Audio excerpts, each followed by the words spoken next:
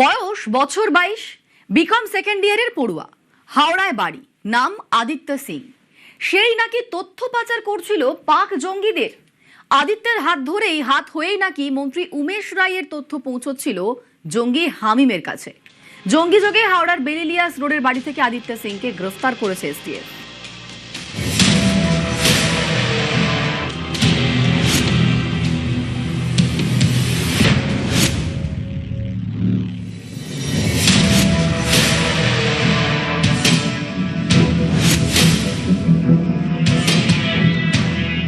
হাওড়ার বেলিলিয়াস রোডের একটি গলিতে এই ছাপোষা ফ্ল্যাট।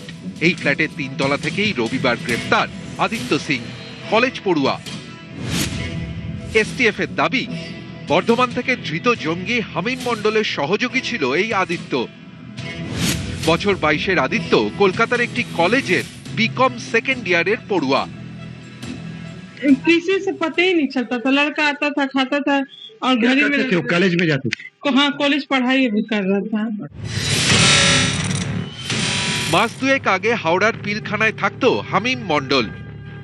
হাওড়ারই ছেলে আদিত্য।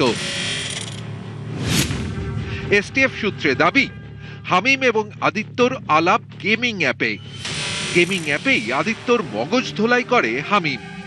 গেমিং অ্যাপ যেগুলো আছে, গেম হচ্ছে রিয়েল টাইম গেম খেলা হয়।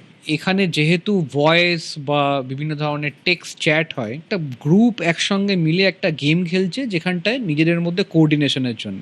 এবার একটা যখন টেরোরিস্ট অ্যাক্টিভিটি হচ্ছে, কোঅর্ডিনেশন দরকার বিভিন্ন টেরোরিস্ট গ্রুপের মধ্যে, সেইটা অ্যাজ আ গেম ওটাকে এনফোর্স মারা বা এক্সিকিউট করতে পারছে।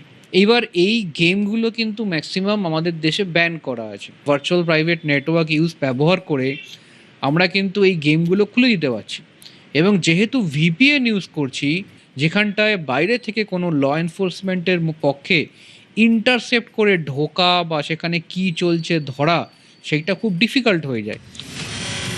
জঙ্গিদের টার্গেটে ছিলেন মুখ্যমন্ত্রী, টার্গেটে ছিলেন রাজ্যের পুর ও নগর উন্নয়ন দপ্তরের প্রতিমন্ত্রী তথা হাওড়া উত্তরের বিধায়ক উমেশ রায়ও। তার ছেলেকে হানির ট্র্যাপে ফেলার ছক ছিল জঙ্গি হামিমের।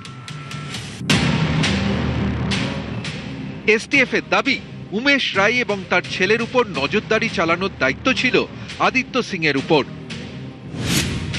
পাকিস্তানের শেহজাদ ভাট্টি গ্যাংয়ের সঙ্গে সরাসরি যোগ ছিল আদিত্যর।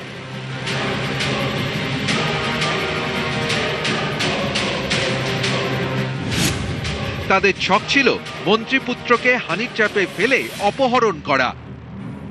উমেশ রায়ের অফিসের ছবি, তার গাড়ির ছবি এবং ছেলের গতিবিধি শেহজাদ ভাট্টি গ্যাংকে পাঠাতো আদিত্য। এর জন্য ব্যবহার করা হতো সেশন অ্যাপের। যে আমাকে থ্রেট করেছিল পাকিস্তান থেকে, সে আমাকে একদিন একটা আমার অফিসের ভিডিও পাঠিয়েছিল, পরে আমার গাড়ির ছবি পাঠিয়েছে।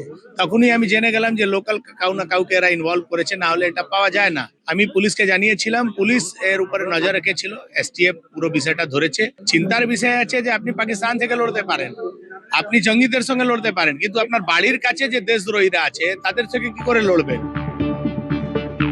মন্ত্রীর বাড়ি থেকে মিনিট 5-এর দূরত্বে হাওড়ার নমক গোলাঘাট। তদন্তকারীরা জানতে পেরেছেন, এই নমক গোলাঘাটে মাস দুয়েক আগে আদিত্যর সঙ্গে দেখা করেছিল হামিম। এখান থেকেই মন্ত্রীর তথ্য জোগাড়ের টাস্ক দেওয়া হয় আদিত্যকে। হাওড়ার নমক গোলাঘাট এলাকা, এই জায়গাটা যদি আপনারা কেউ আসেন দেখতে, আশেপাশে প্রত্যেকটা মন্দিরের মাঝখানে একটা গঙ্গার ঘাট, অত্যন্ত প্রাইম লোকেশন।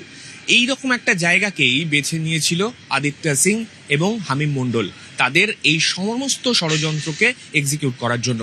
তারা দেখা করে আদিত্যকে হামিম মণ্ডল একটা টাস্ক অ্যাসাইন করে। সেই টাস্ক হলো রাজ্যের মন্ত্রী উমেশ রায় তার ছেলের এবং তার ব্যাপারে বিস্তারিত তথ্য এই আদিত্য সিংকে কালেক্ট করতে বলা হয়। বিকম পড়ুয়া আদিত্য সিং, বয়স মাত্র 22। সামনে ছিল উজ্জ্বল ভবিষ্যৎ। লেখাপড়া করে বড় কিছু হতে পারতেন, মা বাবার নাম উজ্জ্বল করতে পারতেন। জঙ্গি যোগের অভিযোগে জেলে গেলেন আদিত্য। আদিত্যর বাবা বেসরকারি সংস্থায় কর্মী। পরিবারের দাবি, মধ্যবিত্ত ঘরের ছেলে হলেও আদিত্যর চাহিদা ছিল আকাশ ছোঁয়া। এই স্বপ্নই তাকে বিপথে চালিত করেছে বলে তাদের দাবি। আমরা একটা বই এখানে দেখতে পেলাম, সেখানে লেখা আছে how to talk to anyone. Aditya কিন্তু সবসময় এই বইটা নিয়ে ঘুরে বেড়াতো। কিছু কাগজ এখানে রয়েছে, রেপ্লিকা রয়েছে বেশ কিছু। একটা হানি ট্র্যাপ করতে গেলে যেসব কাগজপত্র লাগে বা একটি ছেলেকে ইমপ্রেস করাতে যেসবগুলি লাগে সেই সব কিন্তু আছে এই বইটির মধ্যে। বাইয়ের সময় যান, অর্থাৎ এইরকম ধরনের চিরকুট একাধিক এই বইয়ের মধ্যে রয়েছে। পাড়ার মধ্যেই থাকতো, কম বন্ধু ছিল, কার সঙ্গে বেশি কথা বলতো না স্যার। এই শুধু ঘরে বসে কম্পিউটার ল্যাপটপে সব চালাতো। হামিম মণ্ডল, অর্পিতা সরকারের পর আদিত্য সিং, একে একে এসটিএফ এর জালে জঙ্গি যোগে অভিযুক্তরা। অনেকের মতে তদন্তে উঠে আসা এই নামগুলোই বুঝিয়ে দিচ্ছে কিভাবে সোশ্যাল মিডিয়ার মাধ্যমে তরুণ প্রজন্ম জড়িয়ে যাচ্ছে সন্ত্রাসের জালে। রৌনক দত্ত চৌধুরী, সান্নিক ঘোষ এবং দেবাশিস চক্রবর্তী, নিউজ 18 বাংলা।